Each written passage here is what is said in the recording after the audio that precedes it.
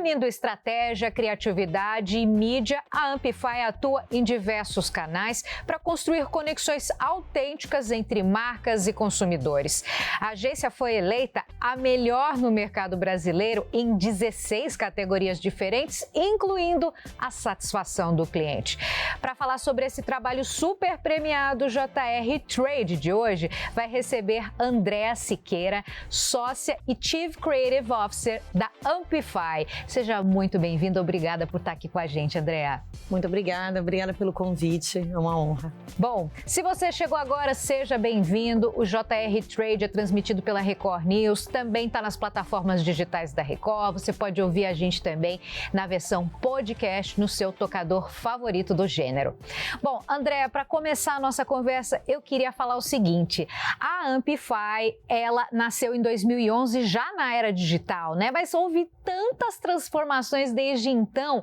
Como é que está sendo esse processo para vocês? Acho que a Amplify já nasceu totalmente contemporânea para a época. Ela percebeu um nicho de mercado de ter conversas mais autênticas nas redes sociais, bem no momento que tinha o boom assim, das redes sociais e de criação de comunidades, de engajamento com as comunidades das redes sociais.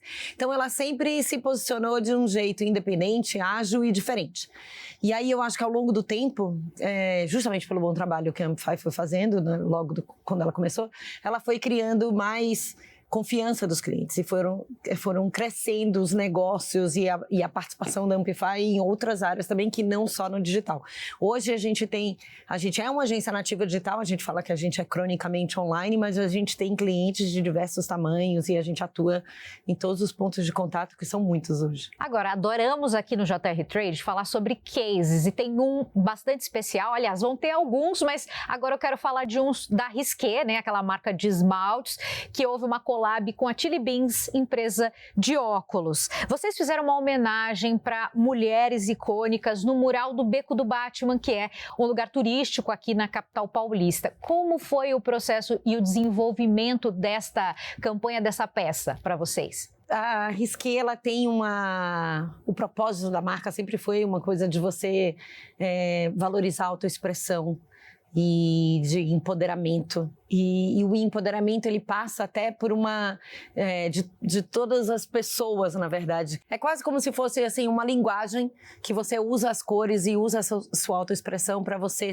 dizer quem você é nesse mundo. E hoje em dia o mercado da Risqué está super ampliado, né? Não são só mulheres, homens também.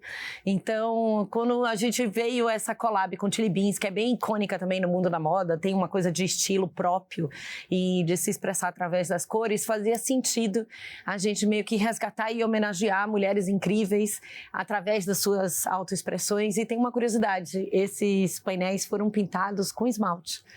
Então, é claro que, obviamente, a gente, como era uma área grande, a gente usou também tinta, mas a gente chamou uma artista que foi super incrível, que trabalhou com a gente, que usou esmalte também para pintar esses murais. Então, foi super bacana. E essa ideia de colocar esmalte, porque dá-lhe esmalte, né? Dá-lhe esmalte, por isso que eu tô falando que, na verdade, a gente meio que misturou também com outras tintas, claro, mas tinha essa brincadeira da gente se autoexpressar realmente através dessa linguagem, das cores e criar essa comunidade e essa conexão com as pessoas e aí meio que gerar uma conversa que fosse maior depois pelas redes sociais e essa campanha foi bem bacana. Vocês têm um processo, né, de trabalho que envolve todas as áreas da empresa. Como que funciona isso na prática? Hoje em dia, você nunca faz nada sozinho, né?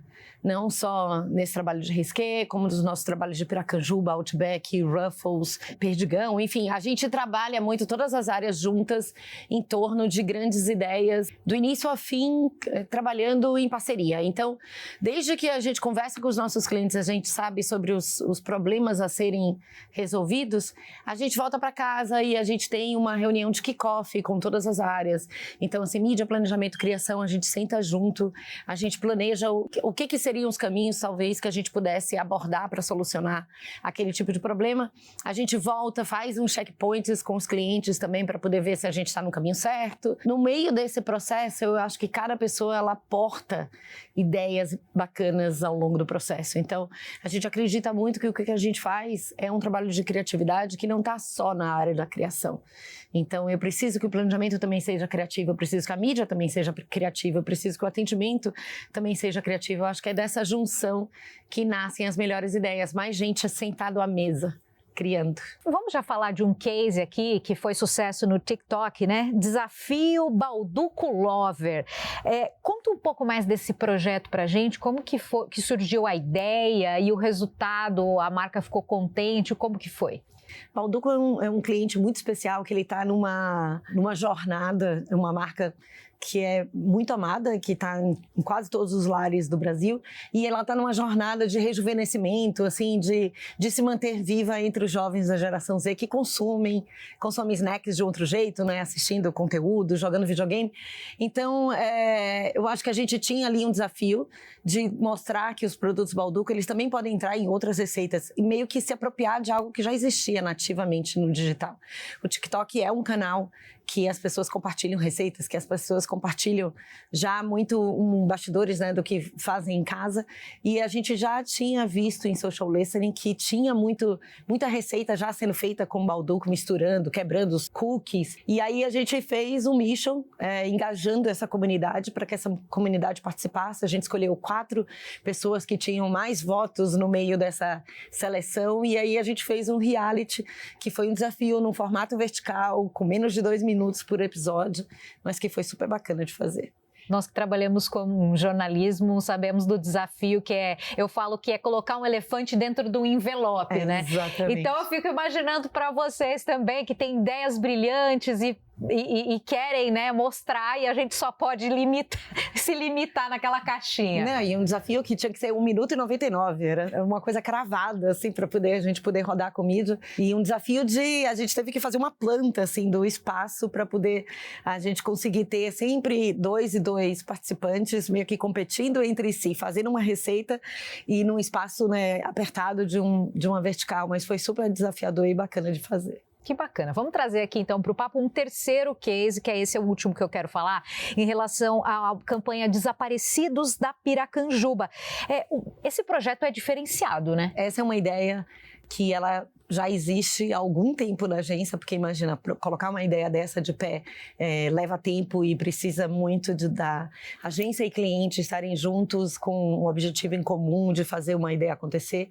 E a dona Ivanise, que é da ONG, né, Mães da Sé, ela nesse processo se envolveu muito e tem muitas coisas que a gente pode ajudar no dia a dia. E uma das dores é que os desaparecidos, às vezes você não tem uma foto recente, você acaba, né, as pessoas, se elas ficam muito tempo desaparecidas, você perde um pouco como é que ela estaria hoje em dia.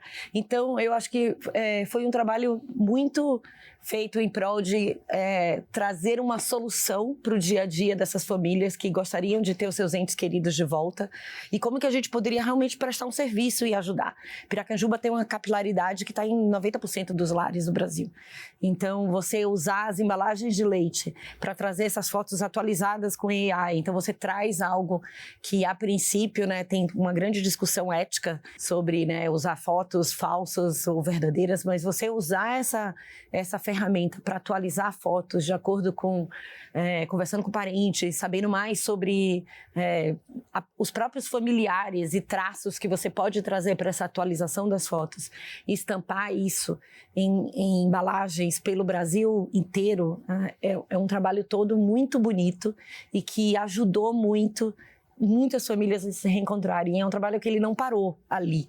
A gente teve uma primeira leva de 20 famílias, né, 20 fotos que a gente colocou nas embalagens. Já estamos na segunda leva de mais fotos indo para as embalagens, e a todo dia a gente ajuda atualizando no que a gente pode no Instagram e no site do Mães da Sé. Esse é um bom exemplo, né, do que agências, em conjunto com marcas, podem fazer pela sociedade, e essa preocupação genuína com a sociedade, né? Não é só vender o produto. Não, e Piracanjuba tem, assim, eles têm como princípio fazer o bem o que te faz bem.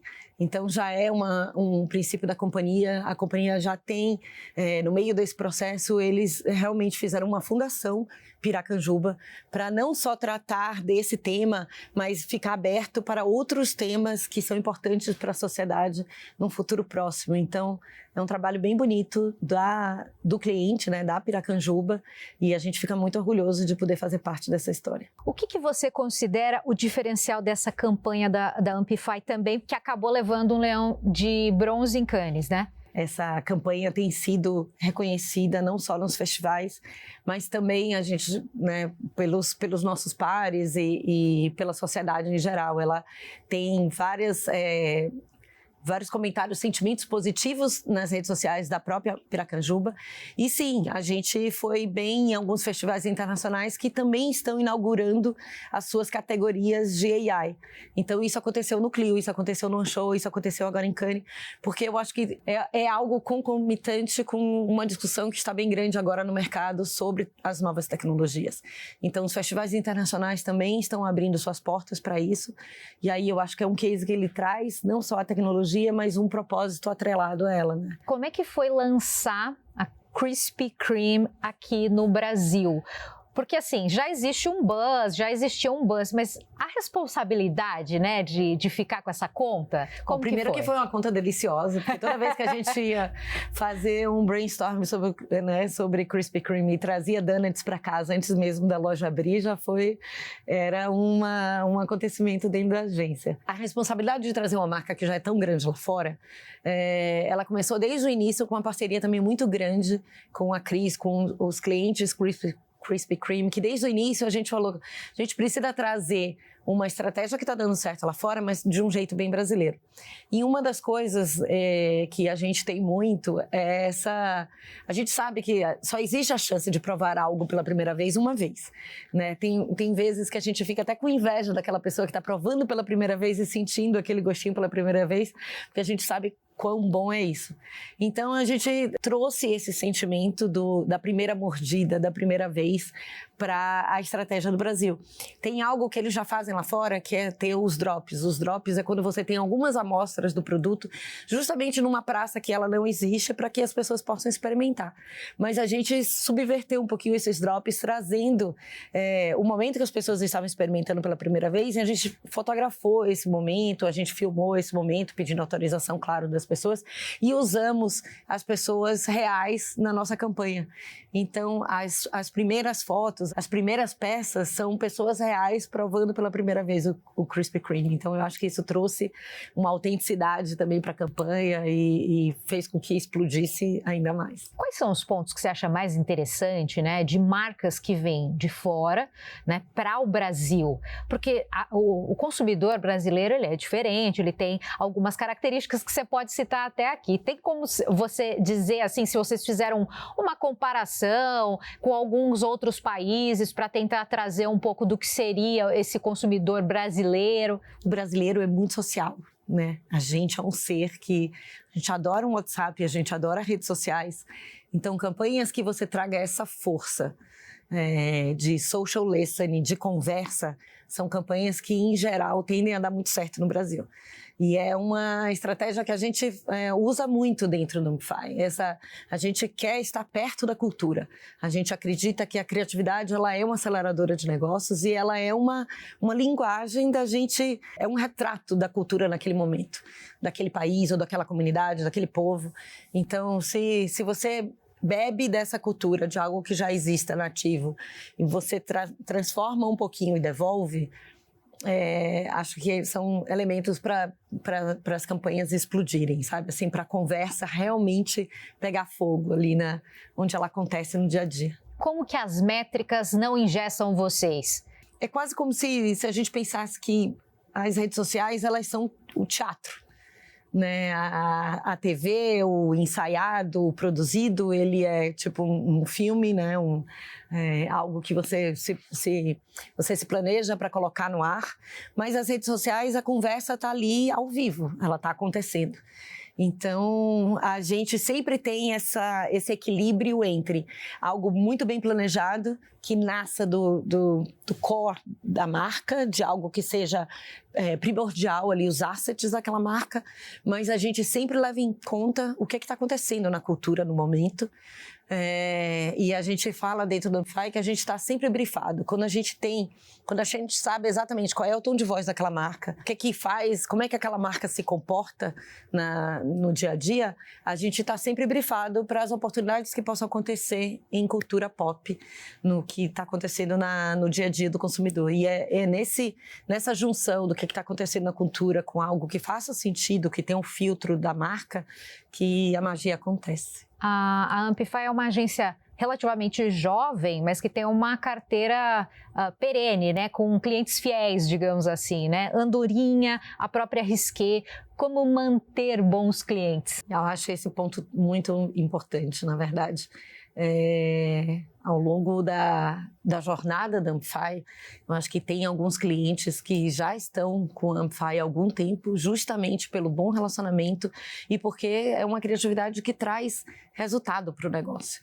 Isso faz com que a gente cresça dentro dos clientes, isso faz com que os próprios clientes sejam nossa maior propaganda para novos clientes.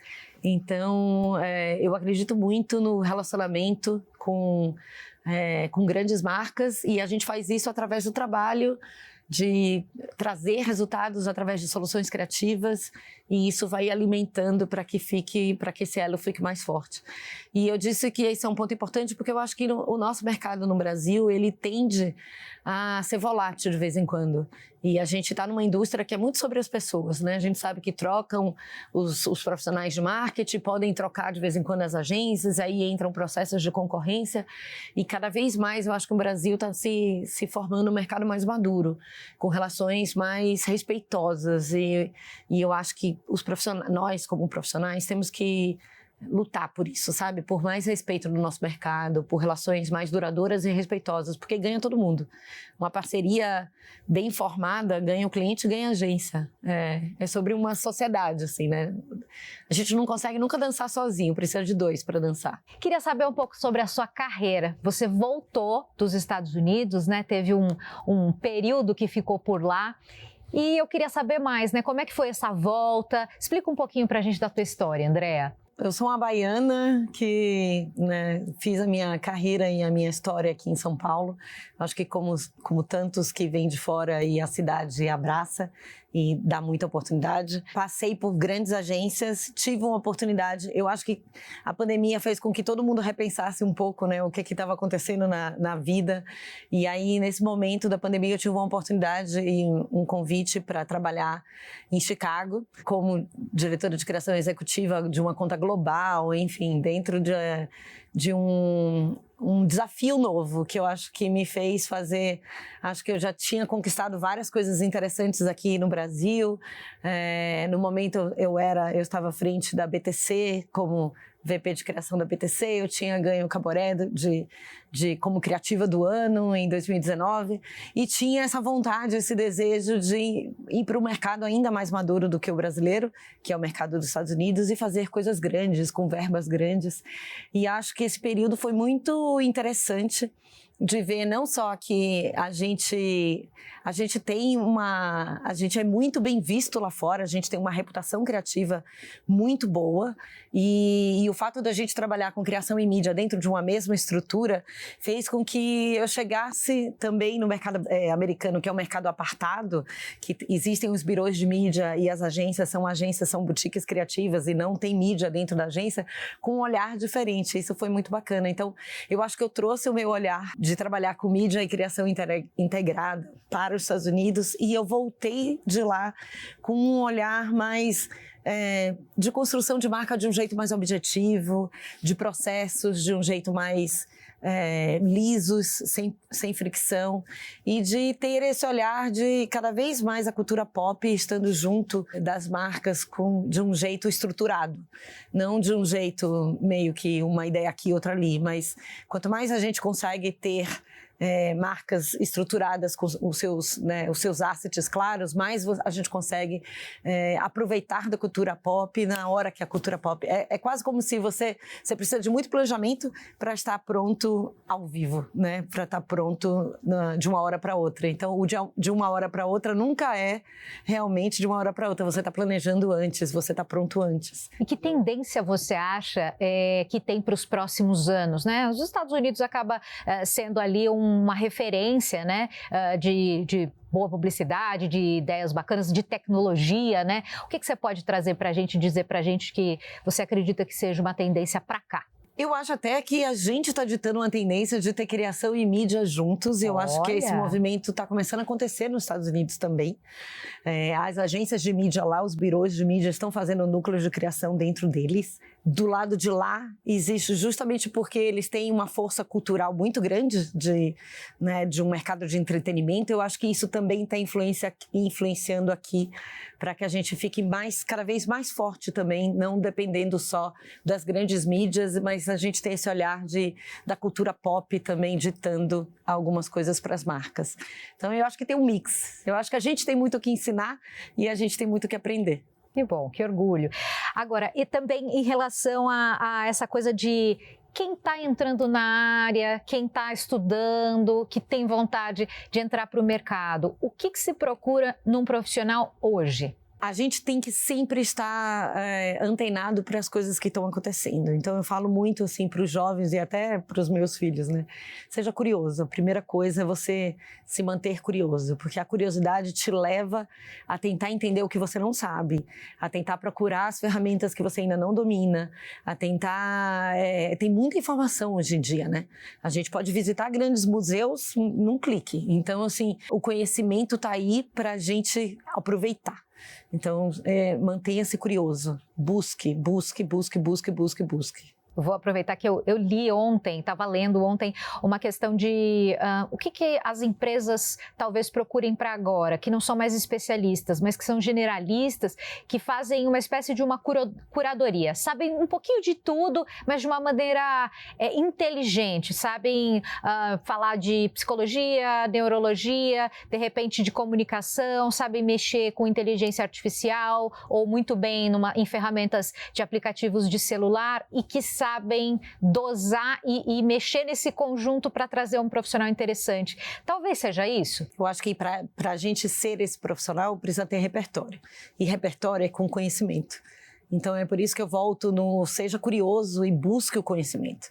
Porque quanto mais a gente se informar e a gente estudar e a gente ler, vai formando um critério. Eu acho que o critério, o bom gosto, isso nunca vai sair de moda. E a gente só consegue formar um critério quando a gente trabalha com pessoas interessantes, quando a gente aprende de pessoas que nos inspiram, que a gente se espelhe, né? Para a gente poder... Procure um mentor, procure alguém que você possa aprender vendo as atitudes. Então, nunca deixe de ser curioso para aprender mais. André, dá para adiantar alguma coisa desse segundo semestre que a Amplify está fazendo, está trabalhando? É sempre um semestre mais agitado. Eu acho que assim, todos os nossos grandes clientes estão nesse momento já pensando no planejamento do ano que vem. Então, a gente já está pensando no Natal Chester, no Natal Balduco, na collab do próximo ano que vai lançar em janeiro, na nova campanha de Ruffles. Então, assim, tem muita coisa acontecendo para todos os nossos clientes. Mas de cara eu te adianto que eu acho que a Amplify está vindo cada vez mais forte, mais criativa e com mais soluções e ideias para deixar os nossos clientes, os negócios, impactar ainda mais os negócios dos nossos clientes.